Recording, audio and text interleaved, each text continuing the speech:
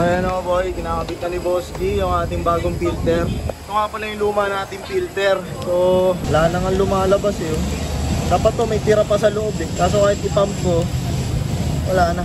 Wala na lumalabas. Pero dati titigas yan na halos di na may pump. Tigas na ba? Yun! Yun ang dapat. Dahil ganun kahirap i-pump. Tigas na. Kaya natin i-testing ngayon boy. Nahirapan din kami mag-start na ito eh. Yun, one click na. Kaso yung baterya para maluwag naman. Pare, yung baterya maluwag. Ayun, maluwag. Walang kuryente ha, huwag ka matakot.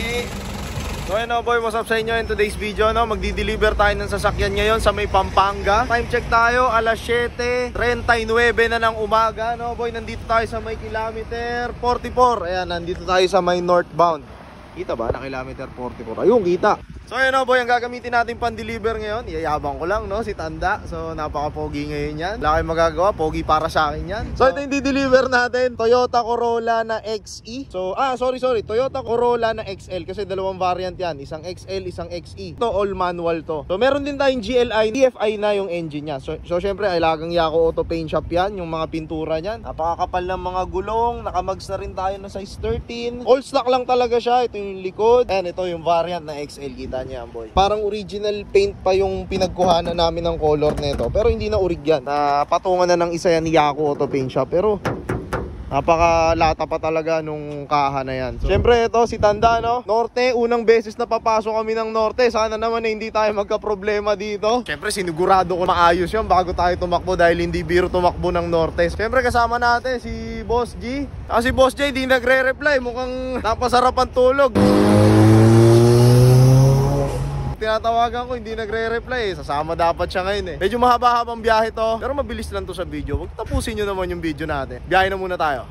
Ano nga ba ang POV ng itsura habang nagdadrive sa lumang sasakyan tulad nito ni Tanda? Wala naman, puro luma lang din yung makikita mo sa dashboard. Pero kahit papano nakakatakbo pa rin naman ng 100. Kahit yung Corolla XL natin hindi mapag-iiwanan. At walang katakot-takot na tatawid ng Skyway. Kami na lang yata ang 90s car na napansin ko na dumaan dito. Kalimitan talagang mga brand new at modelo na. Pero syempre pagdating ng stage 360 lang ang takbuhan natin, sunod tayo sa batas. Tapos sasabayan mo pa ng mga nostalgic na kanta ng mga kabataan mo. Naku, ang dami mo maaalala. Ilang sandali pa ay narating na natin ang dulo ng Skyway. Safe and sound, all goods naman, parehas na sasakyan. Time check muna tayo, 9:11. Naku, nakakatakot yung numero na yan. Dahil maaga tayo nagsimula at wala pang almusal, stop over muna tayo dito sa may Petron, kilometer 23. Hindi na rin kami masyado nagtagal at dumiretso na kami. San Fernando exit na pala. Time check lang ulit, alas 10:49 na. Hanapin na muna natin si buyer. So yun boy, kasama na natin si Sir Ronel. Sir, maraming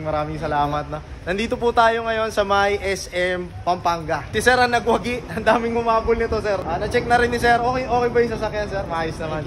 Saan nyo nga pala, Sir, nakita yung sasakyan? Project RBS. Yan, oh. Boy, kung nauunahan kayo dun sa mga nakakakuha ng sasakyan, tulad ni Sir, inunahan na kayo. Check nyo yung Project RBS page natin. Nandun po lahat ng pambenta nating sasakyan. Tsaka mga ready na para event. Sir, baka may gusto lang kayo batiin. Armalio Family. Shoutout sa inyo. Robles Family yan. Shoutout din sa inyo. Mga taga saan yan, Sir? Bataan po. Mga taga Bataan. So makakarating din ba kayo ng Bataan, Sir? Yan, pabiyahe din si Sir ng Bataan. So yun lang boy, iwanan natin kay Sir. Maraming salamat sa panonood. Customers always right, the price is right. Thank you po. So yun boy, nandito kami sa may LNG Auto Supply sa may Pampanga. Nakasama namin pan-deliver si Tanda. Nakapag-deliver na kami ng sasakyan ni Boss G. Problema nga lang, yung fuel filter ni Tanda, kailangan ng palitan na lang niya to si Tanda. Buti na lang di pa kami nakakapasok ulit ng NLEX. Ayun, saka bumigay yung kanyang filter. Parang sumingaw na. So mangyayari, palitan natin yan para makauwi tayo ng Laguna.